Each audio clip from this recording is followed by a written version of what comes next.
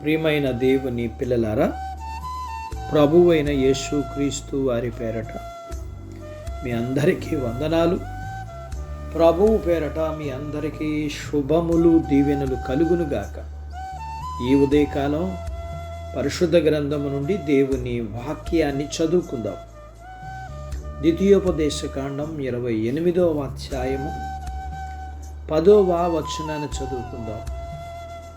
భూప్రజలందరూ యెహోవా నామమున నీవు పిలువబడుట చూచి నీకు భయపడుదురు.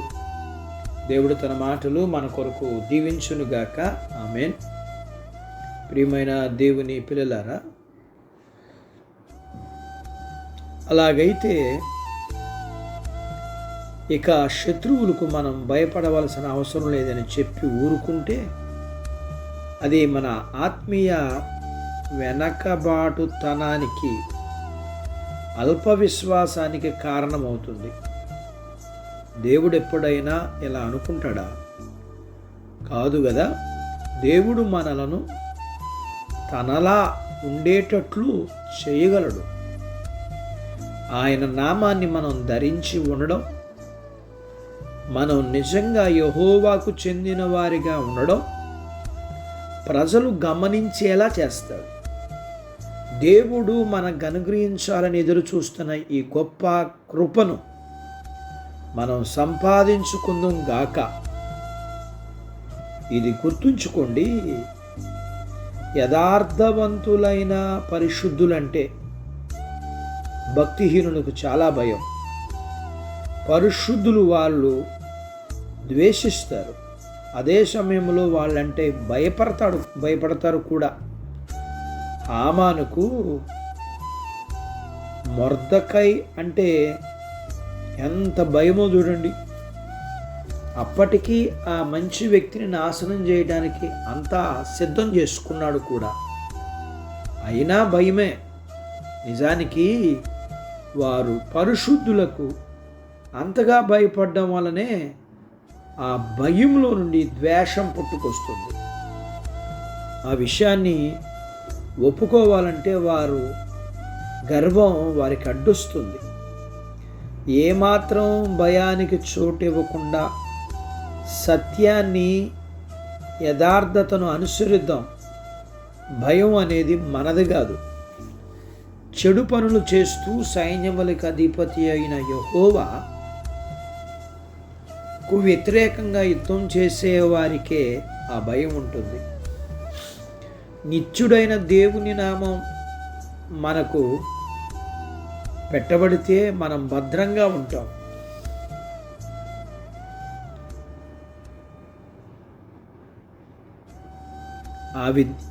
ఆ విధంగానే ప్రతి దేవుని బిడ్డ సర్వశక్తుడైన దేవుణ్ణి సంరక్షకుడిగా కలిగి ఉన్నాడు. దేవుడు పరలోకంలో ఉన్న దూతలందరినీ విడిచిపెట్టడానికైనా ఇష్టపడతాడు, కానీ తనలో విశ్వాసం ఉంచిన పరిశుద్ధులలో ఒక్కరిని కూడా విడిచిపెట్టడు. కాబట్టి సింహం కంటే మనం ధైర్యంగా ఉండాలి. ఎందుకంటారా? దేవుడు మనతో ఉన్నాడు. అటి బాధ్యత దేవుడు మనకు దయచేయునుగాక. ఆమేన్. ప్రార్థించుకుందాం.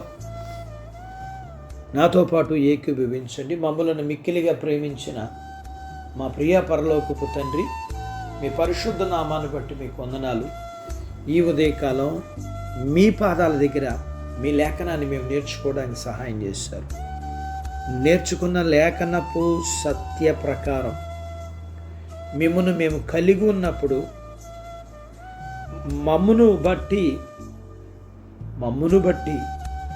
ఇతరులకు భయమే కానీ మేము ఇతరులను వేటినైనా చూసే భయపడే స్థాయిలో మేము ఉండకుండా మేము ధైర్యంగా ఉండగలిగిన హృదయాలు మాకు దయచేయండి.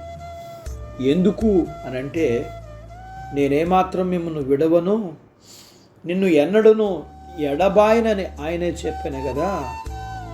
ప్రభువు నీకు సహాయకుడు, నరమాత్రులు నిన్ను ఏమి చేయగలరని వాక్య వాగ్దానాన్ని బట్టి, మమ్మును బట్టి